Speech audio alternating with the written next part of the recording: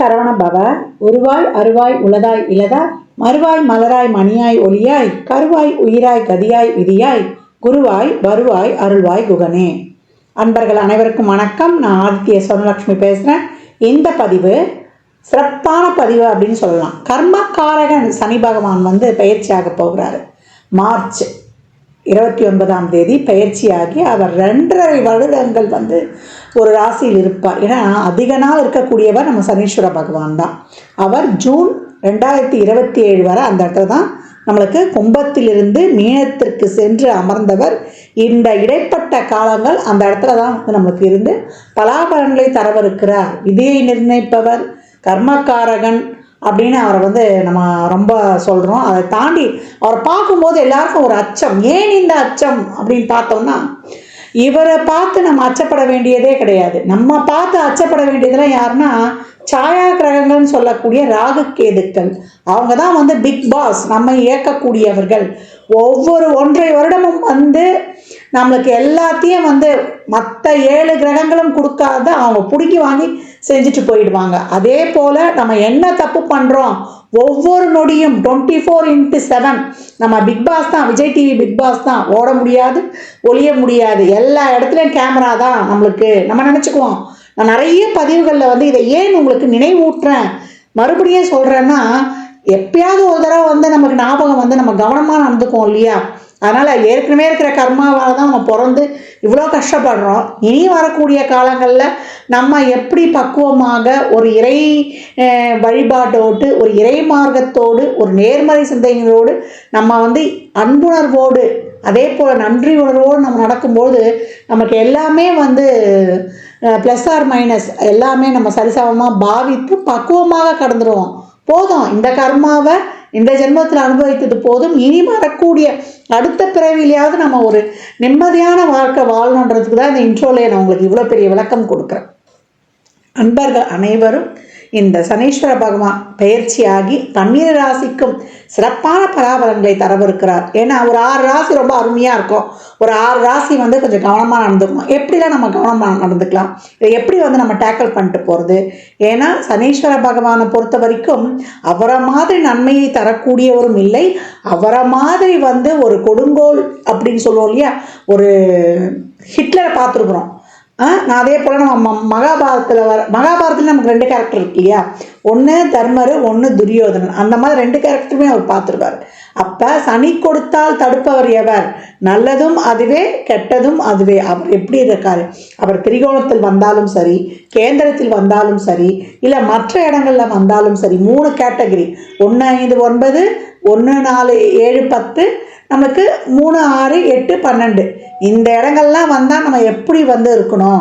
அப்போ 1 5 9 வந்தால் நம்மையும் யாருக்காக வாழ்கிறோமோ நம்ம குலத்தையுமே பாதிக்கும். கேந்திரத்தில் வரும்பொழுது நம்மளுடைய வாழ்வாதாரத்தையே பாதிக்கும். நம்ம யாரை ரொம்ப இது பண்ணுறோமோ அந்த உறவுகளை, அதே போல் நம்மளுக்கு பொருளாதார வகையில் நம்மளை ரொம்ப அன்றாட ஒரு வாழ்க்கையை லீட் பண்ணுறதுக்கு ரொம்ப ஸ்ட்ரகிள் பண்ணுவோம். அடுத்த மற்ற இடங்களில் இருக்கும்பொழுது நம்ம மற்றவங்களோட மிங்கிள் பண்ணி போகிறதையும் மற்றவங்களோட நம்மளுக்கு கிடைக்கக்கூடிய விஷயங்களையும் நம்மளுக்கு தடுக்கும். அப்படின்னு இப்படிலாம் நிறைய விஷயங்கள் இருக்குது. இதை தாண்டி இந்த சனீஸ்வர பகவான் வெறும் இதை மட்டும் நம்ம அப்படியே பிளைண்டாக பார்க்கக்கூடாது. அவர் யாரோட தொடர்பில் இருக்கிறாரு, அவர் எப்படி இருக்கிறாரு, அதை வைத்துத்தான் மற்ற பலன்களை, நம்ம பிறப்பு ஜாதகம் தான் நமக்கு முழுமையான துல்லியமான பலன்களை கொடுக்கும். அப்போ இப்போ பிளேஸ் ஆகக்கூடிய கும்பத்திலிருந்து அவருடைய மூல திரிகோணம் பலம் பெற்ற வீட்டிலிருந்து கால சக்கரத்தின் 11லேருந்து 12க்கு போகக்கூடிய சனி உலகளாவிய அளவில் மிகப்பெரிய மாற்றங்களை ஏற்படுத்துவார். அதை இயற்கை சீற்றங்கள்லேருந்து, உலக பேரழிவுகள்லேருந்து, அதே போல் நாடுகளுக்கு ஏற்படக்கூடிய பிரச்சனைகள்ல இருந்து, நம்முடைய சாதாரண மனிதனின் வாழ்வாதாரத்திலிருந்து, அரசியலிருந்து, அதே போல் நம்ம சமூகத்தில் ஏற்படக்கூடிய அனைத்து விதமான மாற்றங்களுக்கும் காரணகர்த்தா அவரே தான். அதை பற்றி நம்ம பதிவுகளில் தெளிவாக காணலாம். பதிவை முழுமையாக கேளுங்க. இதில் சொல்லியிருக்கின்ற இறை வழிபாடு, அதே போல் எளிமையான ஒரு ஆன்மீக பரிகாரங்களை எல்லாம், வழிபாடு தான் பரிகாரம் சொல்வதை விட, பின்பற்றி உங்கள் வாழ்வை வளமாக்கி கொள்ளலாம்.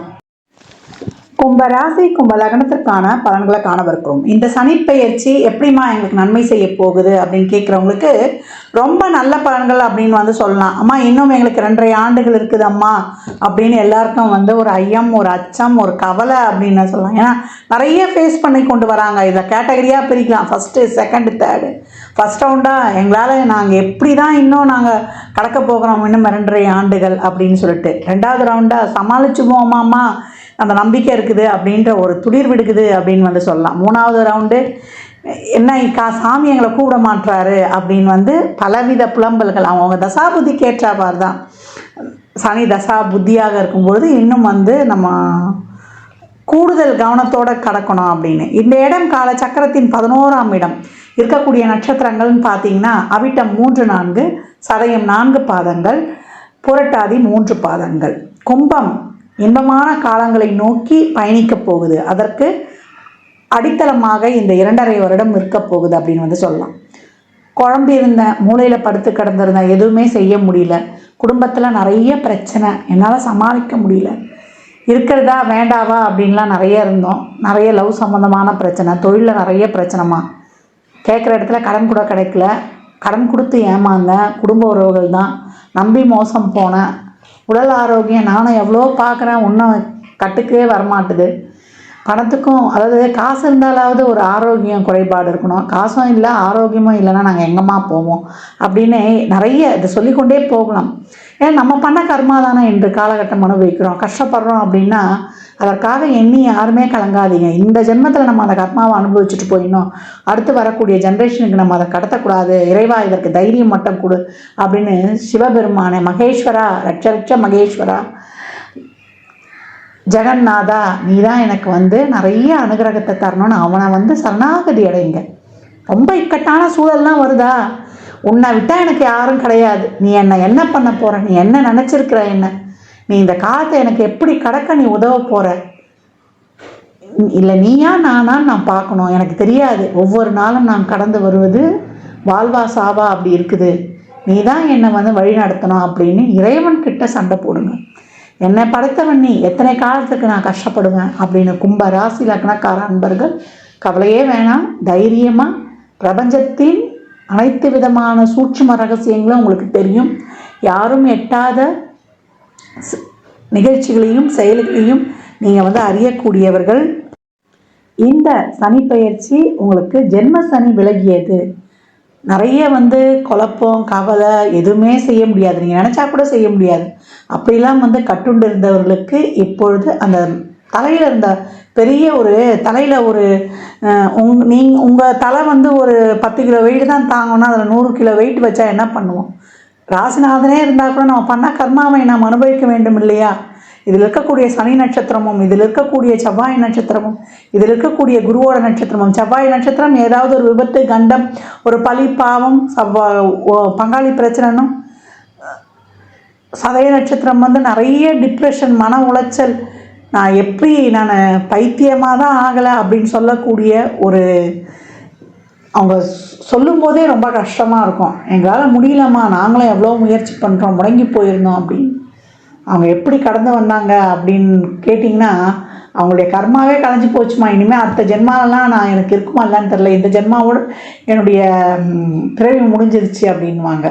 புரட்டாதி நட்சத்திரம் ரொம்ப கடன் பிரச்சனை மாட்டிக்கிட்டோம்மா, கடன் கிடைக்கவும் இல்லை, கொடுத்த மாட்டிட்டோம், நிறைய வந்து எப்படி தான் இந்த கடனெலாம் அடைச்சிருவோமா, கடன்காரன்ற பேர் எங்களுக்கு நீங்குமா, குழந்தைகளுக்காக நாங்கள் வந்து ரொம்ப கஷ்டப்படுறோம், குழந்தை நலன் சார்ந்த விஷயங்களுக்காக நிறைய ஒரு தொழிலில் முதலீடு போட்டு ஏமாந்தோம், இப்படின்னு பல சொல்லிகிட்டே இருக்கலாம் நம்ம. அதுக்கு ஒரு நாள் ஃபுல்லாக இதெல்லாம் நீங்கி கும்பம் ரொம்ப சிறப்பான காலநிலையை வந்து அடைய போகுது அப்படின்னு வந்து சொல்லலாம்.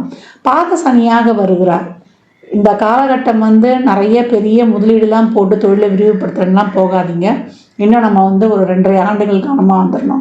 ஏன்னா சுயம்தான் ஆக்டிவேட் ஆகுது. இதே முதல் ரவுண்டாக இருக்குதாலும் சரி, 2வது ரவுண்டாக இருந்தாலும் சரி, 3வது ரவுண்டாக இருந்தாலும் ரொம்ப பொறுமை நிதானத்தை கையாளுங்க.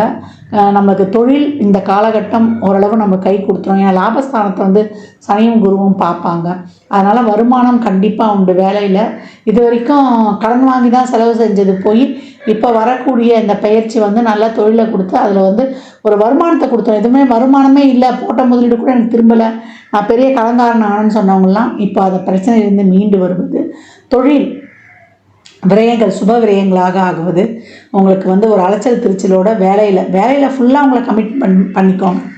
நம்மளுக்கு சனிச்சாரத்தெல்லாம் நம்ம பயணிக்கும்போது நம்ம ஃபுல்லாக நம்ம வேலை உண்டு நம்ம உண்டுன்னு உங்கள் தொழிலையும் உங்களுடைய முன்னேற்றத்துலேயும் உங்கள் தொழில் முன்னேற்றத்துலேயும் மட்டும் ஃபுல்லாக நீங்கள் இன்வால்வ் ஆகி நீங்கள் கடந்து வந்துடணும். இந்த காலகட்டம் குடும்ப உறவுகளும் சரி, நம்ம லவ் ரிலேஷன்ஷிப்பில் இருந்தாலும் சரி, இல்லை அம்மா அப்பா குழந்தை குட்டி அக்கம் பக்கம் யாரும் நம்ம புரிந்து கொள்ள மாட்டார்கள். யாருக்கும் போய் நான் நல்லவன் நான் நல்லது தான் நினைக்கிறேன் நீங்கள் போய் உங்களை வந்து சுய பிரகடனம் எதையும் செய்யக்கொள்ள வேண்டாம். யாரையும் திருத்துறன்னு நீங்கள் போகாதீங்க, நீங்கள் மாறிடுங்க. எப்போ ஒன்று தெரிஞ்சுக்கணும், பீப்புள் ஸ்கில்லோட முதல் ஃபண்டமெண்டல் அடிப்படையை நம்ம திருந்திக்கணும். நம்மக்கிட்ட யார்கிட்டும் ஒத்து போய் நம்ம அடுத்தவங்களை சொல்லக்கூடாது, நம்மளால் கரெக்டாக அவங்கள ஹேண்டில் பண்ண முடியல, அதுதான் அங்கே பெரிய மைனஸ். இந்த காலகட்டம் எல்லா உறவுகள்கிட்டையுமே கேட்ட கேள்விக்கு பதில், மற்றபடி மௌனம் சர்வார்த்த சாதகம் அப்படின்னு ஒரு இறைவனுடைய திருநாமத்தை ஒரு ஃபோனை எடுத்தாலே நீங்கள் வந்து ஓம் சரவண பவ சிவாய நமக அப்படின்னு எவ்வளோக்கு எவ்வளோ வந்து நீங்கள் மந்திரங்களை உச்சாரணங்கள் செய்கிறீங்களோ அவ்வளோக்கு அவ்வளோ உங்கள் வாழ்க்கையில் மிகப்பெரிய வளர்ச்சிகளை காணலாம். தொழிலுக்கு இனிமேல் வரக்கூடிய காலங்களில் நல்ல ஒரு தொழிலை வந்து ஹேண்டில் பண்ணோன்றவங்க எப்பயும் அவங்க அதிகப்படியான முயற்சியும் உழைப்பையும் போடுங்க. யார்கிட்டையும் போய் எந்த உரையும் மாற்றன்னு சொல்லாதீங்க. சம்மந்தமே இல்லாமல் அந்த இடத்துல வந்து ஒரு அசிங்கம் அவமானம் ஒரு பழிச்சொல் இதெல்லாம் படுறீங்கன்னா சர்வம் கிருஷ்ணார்ப்பணம், எல்லாம் என் முருகனுக்கு சமர்ப்பணம் அப்படின்னு சொல்லிட்டு அந்த இடத்த விட்டு கடந்து வந்துடுங்க. கஷ்டமோ நஷ்டமோ ஒரு அவமானமோ படும்பொழுது நம்ம கர்மா தொலைஞ்சது, இனிமேல் நமக்கு நல்லது நடக்க போகுதுன்ற தன்னம்பிக்கையோடு செயல்படும் பொழுது கும்பம் இன்பமயமான இகபர சுகங்களை பெறும் அப்படின்னு வந்து சொல்லலாம். உடல் ஆரோக்கியத்தில் கவனமாக இருக்கணும். 2ஆம் இடம் என்பது நம்முடைய உணவு பழக்க வழக்கங்கள், ஐம்புலன்களால் நம்ம வந்து நம்ம நல்லதையே நினைக்கணும், நல்லதையே செய்யணும். வெளி உணவுகளை தவிருங்க, நேரத்துக்கு சாப்பிடுங்க, நேரத்துக்கு தூங்குங்க, ரெகுலர் எக்ஸசைஸ் வைங்க. உணவு பழக்க வழக்கங்களில் ஸ்பைசி ஃபுட்டு இதெல்லாம் சாப்பிட்றாதீங்க. ஃபைல்ஸுக்கு வித்திடும். நிறைய இந்த ஸ்க்ரீனை பார்த்துட்டு லேட் நைட்டாக தூங்கினீங்கன்னா உங்கள் உடம்பை யாரும் இது பண்ண முடியாது. ஏன்னா நம்மளுடைய உடம்பை அதுவே சரி பண்ணிக்கக்கூடிய நேரம் 10 to 2 தான். அதுக்குள்ளே நீங்கள் படுத்திங்கன்னா தான் உங்களுடைய எல்லா செல்களும், ஆனால் நம்ம சொல்லுவோம் அதை செய்ய முடியாது. இதெல்லாம் ப்ராப்பராக ஃபாலோ பண்ணுங்கள். உணவு பழக்க வழக்கங்களை வந்து நீங்கள் சரியாக கையாளுனா பெரிய உடல் உபாதைகளுக்கு ஆளாக நேரிடும். அதே போல் பணம் கொடுக்கல் வாங்கல், வாய் வார்த்தை, ஜாமீன் இதெல்லாம் வந்து கவனமாக இருக்கணும். ஒரு உறவு தேவை, ஒரு ரிலேஷன்ஷிப் நல்லா இருக்கணும்னா நீங்கள் பொறுமை, சகிப்புத்தன்மை, நிதானம், பொறுப்புணர்வு எல்லாம் இருக்கணும். உழைப்பை நோக்கி உங்களுடைய செயல்பாடுகளும் சிந்தனைகளும் இருக்கும்பொழுது கும்பம் எப்போவுமே வந்து ஒரு சிறப்பான ஒரு அங்கீகாரம் உங்களுக்கு கிடச்சிரும். ஏன்னா ஒரு சிலருக்கு 2வது ரவுண்டு இருக்கவங்களுக்குலாம் இந்த காலகட்டம் ஒரு பணம் சம்மந்தப்பட்டதுக்கெலாம் கஷ்டப்பட வேண்டிய அவசியம் கிடையாது. மற்றவர்கள்லாம் ஒரு உதவி கேட்டாலும் சரி, ஒரு பணம் கேட்டாலும் சரி ரொம்ப கஷ்டப்பட வேண்டியது இருக்கும். இதே ஒரு 3வது ரவுண்டுனா யார்கிட்டையும் எதையும் எதிர்பார்ப்பு வைக்காதீங்க. மற்றவருடைய ஹெல்ப்பு கிடைக்கும், நம்ம அப்படி எதையும் எதிர்பார்த்து காத்திருக்க வேணாம். நீங்களே உங்களுக்கு உதவி, தன் கையே தனக்கு உதவி அப்படின்னு கிடைத்த வரைக்கும் இறைவனுக்கு நன்றி சொல்லிட்டு அந்த இடத்த விட்டு கடந்து வந்துடுங்க. ஏன்னா நான் இப்போ மருமக கேட்கலையா, மகன் கேட்கலையா, பேரன் பேத்திகள்ல எனக்கு நான் இவ்வளோ கஷ்டப்பட்டு வளர்த்தேன்னு இந்த காலகட்டம் மனம் தொய்ந்து விரக்தி நிலைக்கு மட்டும் போயிடக்கூடாது. இதே மாணவர்கள்லாம் இந்த காலகட்டத்தில் கூடுதல் கவனம் எடுத்து உங்கள் படிப்பில் மட்டும் கர்மமே கண்ணாயினார்னு கடந்து வந்துடுங்க. ரொம்ப பிறந்த குழந்தைகள் ஒரு 10 வயதுக்குள்ளே இருக்குன்னா குழந்தைகளை வந்து ஒரு உடல் ஆரோக்கியத்திலையும் சளி தொந்தரவுகளிலிருந்து பார்த்துக்கொள்வது ரொம்ப சிறப்பு. முன்ன இருந்த சூழலை விட இப்போ வரக்கூடிய இந்த 2.5 வருடத்துக்கு நீங்கள் வந்து சாமர்த்தியமாக நல்லா வந்து ஒரு பக்குவமாக கடக்கக்கூடிய ஒரு பலத்தை வந்து கொடுத்துருவார் சனீஸ்வர பகவான் அப்படின்னு வந்து சொல்லலாம். புதுதாக கல்யாணம் ஆனாலும் சரி, ஏன்னா 7.5 சனியில் தான் கல்யாணம்லாம் நடக்கும். அப்போ கல்யாணம் ஆனாலும் சரி, கல்யாணத்துக்கு முயற்சி செய்பவர்களாக இருந்தாலும் சரி, நிறைய பொறுமை, பக்குவம், எதிர்பார்ப்பு பெருசாக வச்சுக்கூடாதுங்க. ஒரே ஒரு தாரக மந்திரம் தான், கிடைச்சா நல்லது, கிடைக்காட்டி ரொம்ப நல்லதுன்னு கடந்து போங்க. ஏன்னா நேரம் நல்லா இருக்கும்போது நம்ம எல்லாமே வந்து நல்லதாக அமையும். நேரம் சரியில்லைன்னா நல்லவங்க கூட நம்மளை வித்தியாசமாக பார்க்கக்கூடிய ஒரு சூழலை உருவாக்கிடும். எல்லாம் கிரகங்கள் தான், ஒரு வட்டம் தான். இந்த வட்டம் மேலேயும் போகும், கீழேயும் இறங்கும். இப்போ நம்மளுக்கு இன்னும் அதுலேருந்து வெளிவருவதற்கு கொஞ்சம் காலகட்டங்கள் ஆகுது. எல்லாமே ஒரு ஃப்ளோவாக நடக்கும். நடக்குமா, டக்கு டக்கு நடக்குமான்ற சூழலை நம்ம இன்னும் எட்டி பிடிக்கல. அதனால் கொஞ்சம் பொறுமை, நிதானம், சகிப்புத்தன்மை, பொறுப்புணர்வோடு நம்ம வந்து அனைத்து விஷயங்கள்லேயும் வந்து நம்ம ஒரு நன்றி உணர்வோடும் ஒரு அன்புணர்வோடும் இருக்கும்போது இந்த பக்குவம் தான் வரணும். எல்லாத்தையும் சமமாக பாதிக்கக்கூடியது. ஒரு சந்தோஷம் வந்தாலும் சரி, ஒரு தொய்வு நிலை வந்தாலும் சரி, ரெண்டுத்தையும் பக்குவமாக எடுத்துகிட்டு போகிறதுக்கு நம்ம அந்த அளவுக்கு ஒரு சமநிலைக்கு வர்றதுக்கு கடவுளுடைய அனுகிரகம் நிறைய தேவை. அதனால தான் அவருடைய பாதத்தை மொத்தம் கெட்டியாக பிடிச்சிக்கோங்க. சிவ வழிபாடு நிறைய செய்யுங்க. இன்னும் 15 இறுதியில் சொல்கிறேன், இந்த சனி பயிற்சியில் நம்ம என்னென்ன செய்யணும்னு அதையும் பின்பற்றி உங்கள் வாழ்வை வளமாக்கி கொள்ளுங்கள். கும்பம் மிக சிறப்பான காலங்கள். தொழிலில் மட்டும் கவனத்தை செலுத்துங்க. உங்களுடைய முன்னேற்றத்தில் மட்டும் கவனத்தை செலுத்துங்க. உடல் ஆரோக்கியத்தில் கவனத்தை செலுத்துங்க. அனைவருக்கிட்டையும் விட்டு கொடுத்துட்டு போயிடுங்க. சொன்னதெல்லாம் திருப்பி திருப்பி ஒரு தடவைக்கு 2 தடவை ஒரு பேப்பரில் கூட எழுதி வச்சுக்கிட்டா பரவாயில்ல. பொறுமை தான் இந்த காலத்தில் உங்களுக்கு இதுதான் உங்களுக்கு தாரக மந்திரமே. மெடிடேஷன், யோகா, தியானம். நான் ஏற்கனவே சொன்ன மாதிரி ஏன் இதை திருப்பி திருப்பி சொல்கிறேன்னா, ஒரு தடவைக்கு 2 தடவை சொல்லும்போதாவது உங்களுடைய ஆள் மனதில் பதியும் அல்லவா. அதுக்கு தான் இவ்வளோ வந்து நான் சொல்கிறேன். ஏன்னா 7.5 சனியில் தான் நம்ம போன ஜென்மாக்கள் செஞ்ச கர்மாக்கள்லாம் தீர்வதற்கு இந்த காலகட்டம் தான் நம்மளுக்கு. சனீஸ்வர பகவான் நம்ம யாருமே அவரை வந்து குறை சொல்லவே முடியாது. ஏன்னா தீர்த்துடணும். இந்த ஜென்மாவை தீர்க்கலைன்னா நம்ம அடுத்து நம்ம சந்ததிகளுக்கு கடத்துவோம். இந்த சந்ததிகள்ன்றது அந்த பிறவிலையும் நம்ம தான் வந்து பார்க்க போகிறோம். அதனால் இப்பயே நம்ம அதையெல்லாம் வந்து அனுபவிச்சிட்டோம்னா அடுத்து வரக்கூடிய காலங்களாவது பிறக்கவிருக்கிற சந்ததிகள் நல்ல புதிய சந்ததிகளாக, ஒரு சுபிக்ஷமான சந்ததிகளாக இருப்பதற்கு நாம் வழிவகை செய்வோம். கும்பராசி லக்னக்கார அன்பர்கள் எப்பவும் பொறுமை, நிதானம், சகிப்புத்தன்மை, பொறுப்புணர்வு, விடாமுயற்சி உங்களுக்கு என்றைக்கும் விஸ்வரூப வெற்றியை தரும். கும்பராசி லக்னக்கார அன்பர்களுக்கு என் மனமார்ந்த வாழ்த்துக்களை தெரிவித்துக் கொள்கிறேன். 12 ராசியினருக்கும் இந்த சனி பெயர்ச்சி பலன்கள் வந்து சொல்லியிருக்குது. இந்த சனி பெயர்ச்சி பலன்களை எப்படி எடுத்துக்கணும்னா, இப்போ உங்களுக்கு சனி தசாவோ சனி புத்தியோ நடக்குது, இல்லை சனி எந்த ஸ்தானங்களில் உட்கார்ந்துருக்காரு, பெரும்பாலும் 10, 11 அப்படி உட்கார்ந்துருக்காரு, இல்லை 3, 6 ஸ்தானங்களில் உட்கார்ந்துருக்காரு, உங்கள் லக்னம் ராசிக்கு ஒரு சிறப்பான இடத்துல அமர்ந்திருக்காரு அப்படின்னும் போது நீங்கள் வந்து கொஞ்சம் வந்து பாசிட்டிவாகவே எடுத்துக்கலாம். சனியோட வந்து ஒரு சுக்கிரனோ ஒரு புதனோ ஒரு குருவோ இருந்தால் உங்களுக்கு அதிக அளவு சாதகமற்ற பலன்கள் நடக்காது. ஒரு ராகு, கேது, சூரியன், செவ்வாய் இவங்க இருந்தாங்கன்னா அவங்க கொஞ்சம் கவனமாக இருக்கணும்.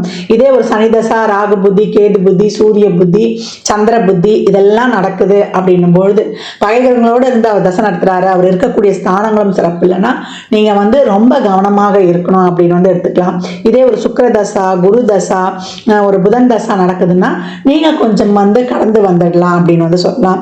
எல்லா சூழல்ல இருக்கிறவங்களும் இந்த காலகட்டம் வந்து ஒரு பிரச்சனையை சந்தித்து தான் நம்ம வந்து ஒரு நன்மையும் எதிர்பார்ப்போம். ஒரு லெசன் எடுத்துருவாரு. ஒரு சனி பகவான் வராருனாலே அந்த பாவத்தை நம்மளை சரி பண்ணி கொடுக்கணும். அப்ப நீங்க வந்து எதுலேயும் உங்களுக்கு பிரச்சனை இருக்கா, உங்க உடல் ஆரோக்கியத்துல பிரச்சனை இருக்கா, இல்லை உங்க லைஃப்ல பிரச்சனை இருக்கா, உங்க குடும்பத்துல பிரச்சனை இருக்கா, உங்களுடைய உறவு முறையில பிரச்சனை இருக்கா, நீங்க போற வழியில உங்களுடைய சிந்தனையில உங்க சிந்தனை தெளிவில்லாம இருக்கா, உங்க தொழில பிரச்சனை இருக்கா, அதே போல நீங்க சமூகத்துக்கு சமுதாயத்தில் இருக்கான்னு எல்லாத்துலயும் இருக்கக்கூடிய பிரச்சனைகளை சுட்டி காட்டி அதை வந்து நீங்க இந்த காலகட்டம் அதை வந்து சரிப்படுத்திக் கொள்வதற்காக தான் வந்து நம்மளுக்கு இவர் இந்த 7.5 சனி காலகட்டங்களில் வர்றாரு. இந்த கர்மாக்களை வந்து நம்ம அனுபவித்துடணும். இதை வந்து நம்ம அனுபவிக்கணும்னு வச்சுக்கோங்களேன், நான் ஏற்கனவே பதிவுகளை சொன்ன மாதிரி நம்ம அடுத்த ஜென்ரேஷனுக்கு வந்து நம்ம கடத்திருவோம். இப்ப வரக்கூடிய இந்த 7.5 சனியில நம்ம ஏன் கண்டு நடுங்குறோம், நம்ம என்னென்ன தப்பு பண்றோம், ஒவ்வொரு வினாடியும் ஒவ்வொரு நொடியும் இந்த ஜென்மத்துல பண்றது அடுத்த ஜென்மத்துல 2, 6, 10 வந்துடும். நம்ம போன ஜென்மத்துல செய்தது தான் இந்த காலகட்டத்துல 4, 8, 12 ஸ்தானங்களை இருந்து நம்மளுக்கு வந்து பலன்களை கொடுக்க போகுது. அதனால 7.5 சனி வந்துருச்சுன்னு யாரும் கவலைப்படவே வேண்டாம். அந்த மாதிரி சனி புத்தி தசா நடப்பவர்கள் மட்டுமே கொஞ்சம் அதிகப்படியாக கவனமாக இருக்கணுன்றதையும் மேற் சொன்ன பதிவுகளில் இருந்து தெரிந்து கொள்ளுங்க. இந்த காலகட்டம் நிறைய சிவ வழிபாடு பண்ணுங்க.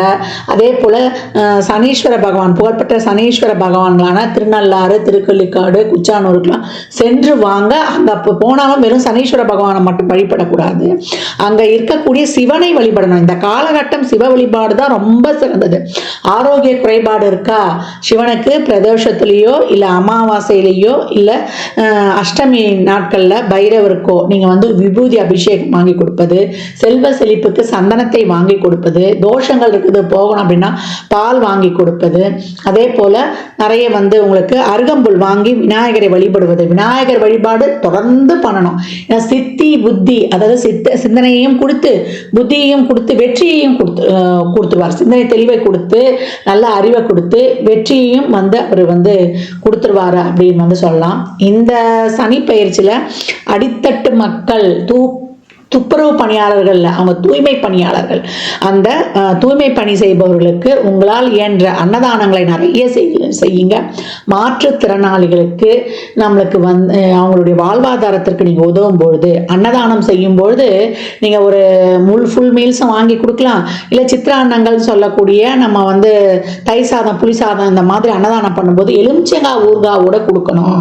அப்புறம் ஒரு வாட்டர் பாட்டில் தண்ணி மேலே வந்து ஒரு சில்லறை பணம் ஒரு 21 ரூபா 51 ரூபா வைத்து ஒருவருக்காவது முழுமையா கொடுங்க. ஒரு பெட்ஷீட்டு செருப்பு கொடை அப்படின்னு வைத்து கொடுக்கும் பொழுது சனிக்கிழமை சனி ஓரையிலையோ இல்லை நீங்க பிறந்த கிழமைகளிலேயோ இல்லை ஒவ்வொரு மாத பிறப்புகள்லையோ நீங்க வந்து கொடுத்து கொண்டு வரும்பொழுது இந்த காலகட்டம் மிக சிறப்பான பலன்களை வந்து நீங்க கண்கூடாக காணலாம். அதனால அதே போல நவகிரகத்தில் இருக்கக்கூடிய சனீஸ்வர பகவானை வந்து இந்த வெறும் நல்லெண்ணெய் தீபம் போட்டா போதும், அது ஒரு 9 முறை வளம் வந்தா போதும். இந்த ஆண்டி கிளாக் வைஸா வளம் வர்றதெல்லாம் தயவு செய்து பண்ணவே பண்ணாதீங்க.